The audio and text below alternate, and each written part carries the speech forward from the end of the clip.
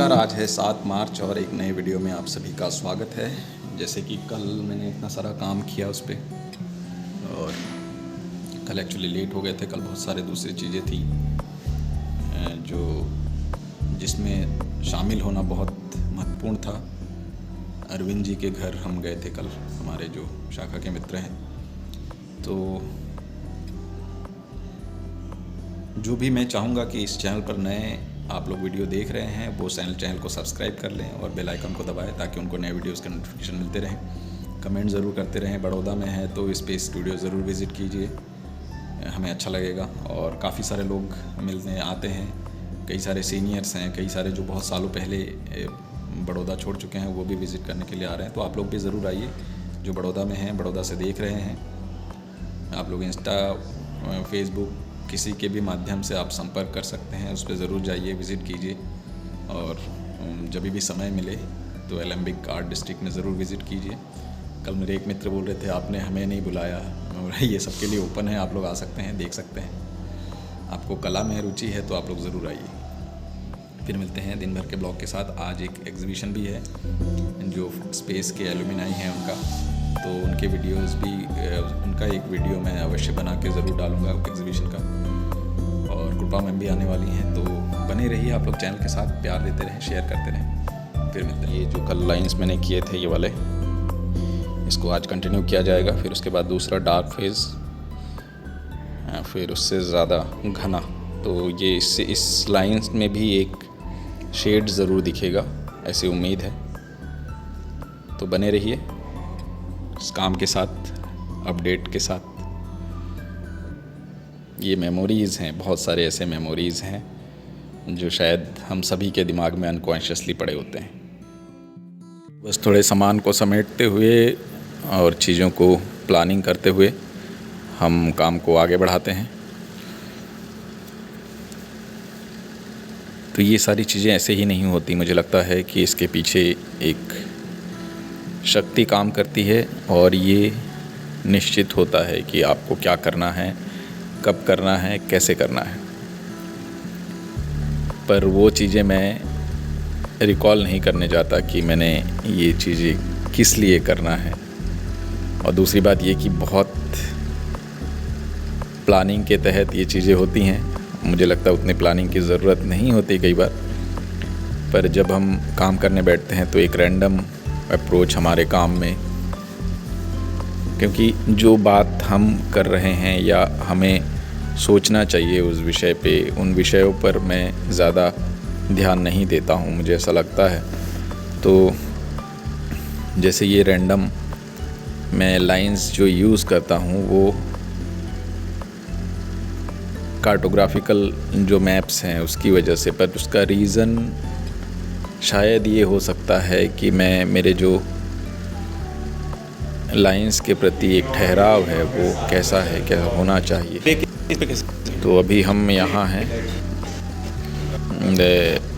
विप्लव के स्टूडियो में, और विप्लव ने अभी बहुत सारा फ्रेम यहाँ हैंग कर दिया है, जिसका डिजिटल प्रोसेस इसमें दिखेगा। तो इसका काम बहुत इंटरेस्टिंग है, मुझे बहुत अच्छा लगता है। तो वहाँ बहुत सारे बंदर आए हैं, वो पिलर के पीछे छुपे बैठे हैं, देखा क्या? ये पिलर के पीछे धूप से बचने के लिए लोग पिलर के पीछे छुपे हैं। बहुत इंटरेस्टिंग है लेकिन ये स्ट्रक्चर। तो अब मैंने दूसरे जगह सेट कर दिया है कैमरा, और ये काफ़ी ऊंचाई पर है, ऐसा लगता है सीसीटीवी से रिकॉर्ड किया है। पर इतना बड़ा स्पेस में काम करने के लिए इतना सारा स्पेस तो चाहिए होता है। अगर वीडियो में दिखे नहीं तो क्या अर्थ है। तो इसके लिए मैं ये इतने हाइट पे ये लगा देता हूँ और फिर उसके ऊपर काम शुरू करता हूँ। बट ये जो टेबल है इसका इस्तेमाल अगर मैं करूँ रिकॉर्डिंग के लिए या काम करने के लिए तो वो बहुत अच्छा हो सकता है। परंतु मैं अभी नीचे बेस में बिछाकर उस पर काम कर रहा हूँ तो उसका एक अलग इम्पैक्ट पड़ता है काम पर।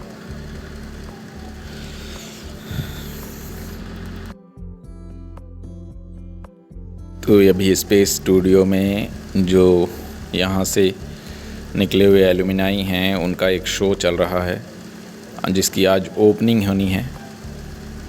तो ये है निहाली, हम उनसे बात करते हैं, उनसे जानते हैं इस शो के विषय में।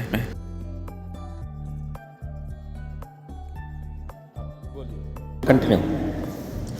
हाँ, तो जहाँ 15 आर्टिस्ट ने अपना काम किया है, बहुत डेढ़ और बहुत महंगे काम। हाईएस्ट प्राइस क्या है यहाँ काम का, किसका है? 12 लाख। किसका? आई थिंक उड़ान राव का है। ये ओके, धन्यवाद निहाली इस जानकारी के लिए। और फिर हम वापस अपने स्टूडियो में, क्योंकि बीच बीच में है ना आपको एक सेटिंग में बैठना फिर उस पर काम करना थोड़ा डिफ़िकल्ट होता है, पर चलते फिरते रहें और इस तरीके से काम करते रहें तो उसका एक अलग मज़ा आता है। ये कुछ विज़िटर्स हैं जो इंदौर से आए हैं आर्किटेक्चर कॉलेज से, तो वो विज़िट करके वहाँ उनका जो प्रोग्राम है, एक्चुअली आर्किटेक्ट के स्टूडेंट तो यहाँ भी आते हैं हमेशा, इस कॉलेज से भी आते हैं और इवन पारुल, नवरचना, ये सभी जगह से आते हैं। तो सबका एक अलग अलग प्ले करने का एक नज़रिया है और हमारा प्ले करने का नज़रिया कुछ अलग है। तो उस तरीके से हम अपना काम किए जाते हैं, वो अपना काम करे जाते हैं।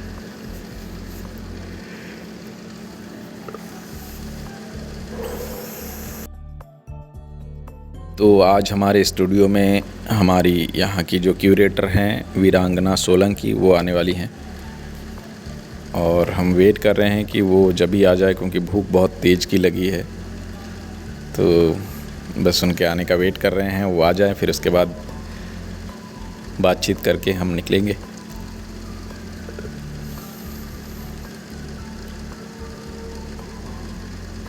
तो जो मेरा प्रोसेस है वो इंटरेस्टिंग होने की वजह से है ना, इसमें मेरा मन हमेशा लगा रहता है कि उसको पूरा करना है, कैसे करना है, क्या अप्रोच लाना है, वो बात की बात रहती है।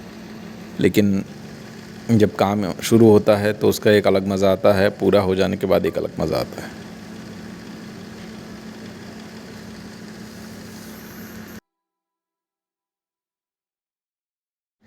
तो यहाँ वीरांगना जी कभी भी आ सकती हैं और ये आ चुकी हैं हमारे स्टूडियो में, क्योंकि हमारा स्टूडियो का जो नंबर है वो है 5 और फर्स्ट, सेकंड, थर्ड, फोर्थ, उसके बाद फिफ्थ। एक्चुअली मेरा तो लास्ट में ही हुआ, 6th के बाद ये इसमें आए। तो अभी हमारे काम के ऊपर चर्चाएं चल रही हैं, इसके बाद के क्या प्रोसेस हो सकते हैं, आइडियाज़ कैसे एक्सप्लोर होते हैं, उन सब चीज़ों के बारे में विशेषता से बात हम लोगों ने की है। तो उसका एक रैंडम जो चीज़ें हैं उसमें बहुत अच्छे तरीके से उन्होंने एक चीज़ बताया कि जो चीज़ें मैं कर रहा हूँ डेली लाइफ में, उन चीज़ों को मैं लिखा करूँ। तो हालांकि ये लिखने का ऑप्शन एक बेहतर ऑप्शन है, पर मैं जो वीडियोस जो मैं ये कर रहा हूँ वो भी एक तरह से उसका भी एक अलग फ़र्क पड़ता है। मैं इन वीडियोस को उलट के बाद में जब देखूँगा तो मुझे रियलाइज़ होगा कि ये कितने सारी चीज़ें हैं जो मैंने रिस्टोर करके यूट्यूब पर रखे हैं। और मुझे लगता है कि आप सभी को भी रखने चाहिए, क्योंकि ये यादें हैं, ये चीज़ों को आप ऐसे ही इन्हीं माध्यमों से हम अब इन यादों को रख सकते हैं, और जो कि आने वाले 2, 4, 5 साल, 10 साल बाद आपको यूट्यूब के प्लेटफॉर्म पर देखने को मिलेगा। तो ये बहुत ही खूबसूरत सी बात है। और अभी मुझे किसी ने पूछा था फेसबुक पे, आप चैलेंज करके क्यों डालते हैं, क्या आर्ट आपके लिए चैलेंज है? तो मुझे लगता है कि जो चैलेंज हम एवरी डे इस दुनिया को फेस करते हैं वो सभी के लिए चैलेंज है, सिर्फ मेरे अकेले के लिए नहीं है। और आपका प्रतिदिन एक जैसा नहीं होता है, आप उसमें बहुत सारी चीज़ें ऐसे सीखते हैं, कुछ भूलते जाते हैं, कोई ऐसी सारी चीज़ें होती हैं। जैसे मैं बताऊं कि जो विप्लव का जो काम है वो उसके काम में मुझे एक अलग सा अप्रोच दिखता है, मेरे को उसमें एक अलग सा मज़ा दिखता है, एक अलग तरह का जो पॉसिबिलिटीज़ हैं वो दिखती हैं। तो यहाँ हिमांशु विप्लव के साथ उनके काम पे डिस्कस करते हुए।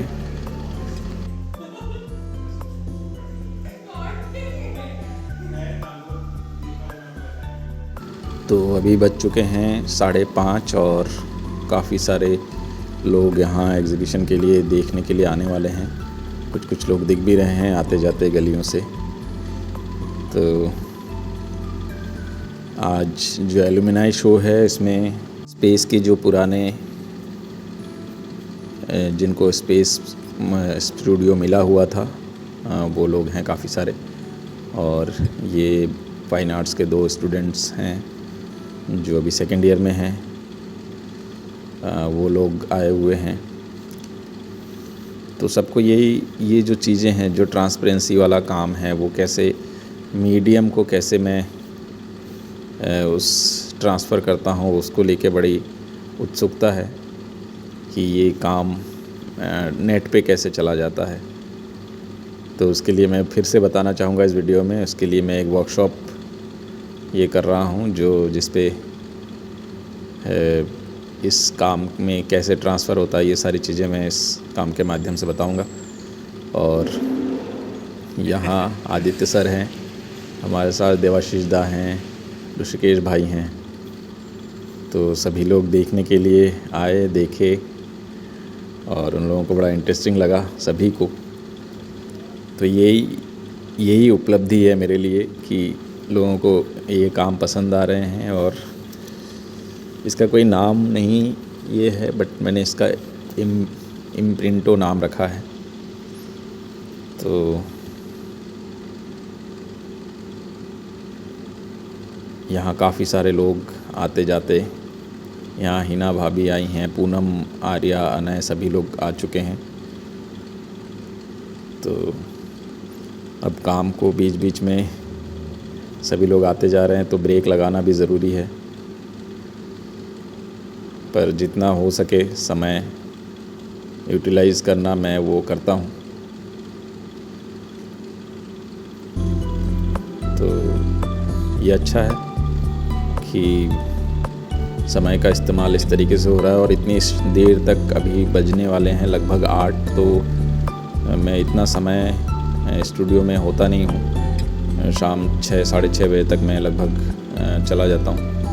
तो आज 8 साढ़े 8 बजे तक ओपन है, इसलिए इसका इस्तेमाल, समय का इस्तेमाल किया जाना ज़्यादा बेहतर है। यहाँ संकेत है हमारे साथ।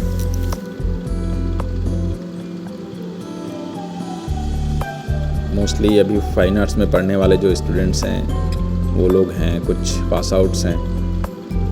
तो जिनको उत्सुकता है वो बड़े उत्सुकता से देख रहे हैं, काम को समझने का प्रयत्न कर रहे हैं और टेक्निक के विषय में भी जानने की कोशिश कर रहे हैं कि कैसे क्या होता है। तो ये हमारे लिए भी बड़ा एक वो होता है कि जब उसको देखा जाएगा, उस टेक्निक को कैसे इसको ट्रांसफ़र किया जाता है। बहुत इजी सा प्रोसेस है, बट फिर भी लोगों को बड़ा अच्छा लगता है ये इसके विषय में जानना। व ये एक मैजिकल माध्यम लगता है।